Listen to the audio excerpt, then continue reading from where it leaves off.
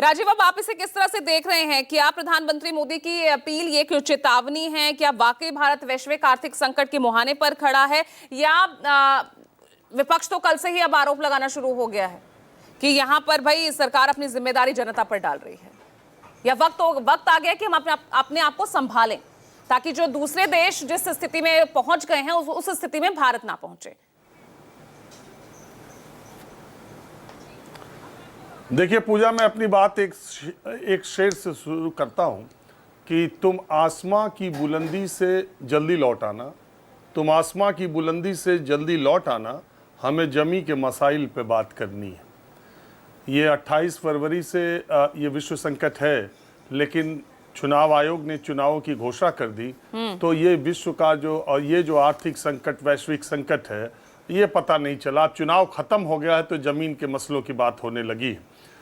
ये चुनाव के ख़त्म होते ही, शपथ ग्रहण होते ही प्रधानमंत्री का जो पहला सार्वजनिक कार्यक्रम था उसमें उन्होंने वैश्विक संकट के बारे में सबको बता दिया। ऐसा नहीं है कि ऑयल कंपनीज़ को कल ही घाटा होना शुरू हुआ, लगातार 1400 से 1600 करोड़ रुपए का घाटा ऑयल कंपनियों को हो रहा है।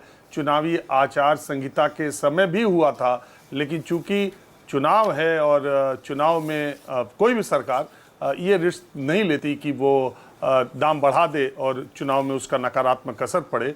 जनता उतने दिनों के लिए उसे थोड़ी मोहलत मिलती है कि चुनाव की नहीं, लेकिन अंततो गत्वा कहावत एक कही जाती है ना कि बकरे की अम्मा कब तक खैर मनाएगी। जब इतना बोझ कंपनियों पर है, सरकार को इतना घाटा है, तो ये दाम तो बढ़ाना पड़ेगा। मुझे अर्थशास्त्र के आंकड़े बिल्कुल नहीं आते, अर्थव्यवस्था और वैश्विक अर्थव्यवस्था भी मैं ज़्यादा नहीं जानता। देश का आम आदमी जो अखबार पढ़ता है, जो किताबें पढ़ता है, जो अर्थशास्त्र के विशेषज्ञों के विचार सुनता पढ़ता है, जितनी जानकारी है मुझे बस उतनी ही जानकारी है। तो इसलिए मैं इस मामले पे ज़्यादा ये न कह के आपको इतना बता सकता हूँ कि ये जो पीछे से जो अभी जो हमसे पहले जो पैनल में थे तमाम जो आर्थिक विशेषज्ञ हैं वो ये इस बात को मानते हैं कि ऑयल कंपनीज़ के ऊपर जो बोझ है उसमें 25% के डीजल और पेट्रोल में बढ़ोतरी अवश्यंभावी है। ये करना बहुत ज़रूरी है देश की अर्थव्यवस्था के लिए, और ऐसा करते वक्त लोगों को अपने खर्चों पर नियंत्रण भी करना होगा, क्योंकि प्रधानमंत्री खुद ही कह रहे हैं कोरोना जैसे हालात आने वाले हैं। आने वाले नहीं हैं, वो आ चुके हैं, लेकिन वो बताए नहीं गए, वो समझाए नहीं गए, वो सामने लाए नहीं गए, क्योंकि चुनाव थे। कुल मिलाकर के 6 लाख करोड़ रुपए का सोने का आयात होता है, और पिछले कुछ दिनों से देश के लोगों का ट्रेंड ये देखा जा रहा है। अगर आप मैं तो जाते रहता हूँ, मैंने माहौल क्या है कार्यक्रम पिछले 2 महीनों में 3-4 बार इसी पर किया था, तो वो जितने बुलियन ज्वेलर्स एसोसिएशन के लोग हैं वो ये कहते हैं कि गहनों से ज़्यादा लोग गोल्ड में इन्वेस्ट कर रहे हैं। तो 6 लाख करोड़ का आयात होता है करीब करीब सोने का।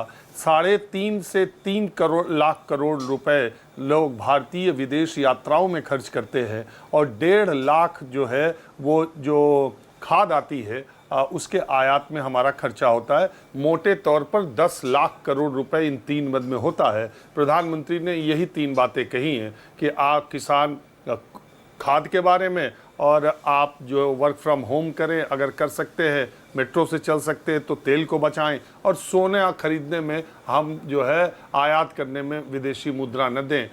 ये 3 चीज़ें 10 लाख करोड़, और ये 10 लाख करोड़ का ही आयात हमने कच्चे तेल का विदेशों से किया है। तो ये इसलिए प्रधानमंत्री की ये बात है, दुनिया भर के लोगों को पता है, हमको भी पता है, आपको भी पता है कि दुनिया एक बहुत बड़े संकट से गुजर रहा है, और ये लगातार संकट था। हमें यह था कि चुनाव है तो वो संकट पता नहीं चला, अब उसका धक्का अब लगने ही वाला है, और बहुत जल्दी जोर का झटका धीरे से 1 हफ्ते के अंदर भारत के सब व्यक्तियों को लगेगा। और इसकी वजह यह है कि इसका कोई उपाय नहीं है, क्योंकि हम, प्रधानमंत्री ने सही कहा, तेल का कुआं हमारे पास नहीं है, और हम अपनी पेट्रोलियम ज़रूरतों के लिए आयात पर निर्भर हैं। तो इसका जो विश्व का जो संकट है, इसका असर देश के आम आदमी पर, देश के आम आदमी की जेब पर पड़ना मुश्किल से 100 घंटे के भीतर शुरू हो जाएगा।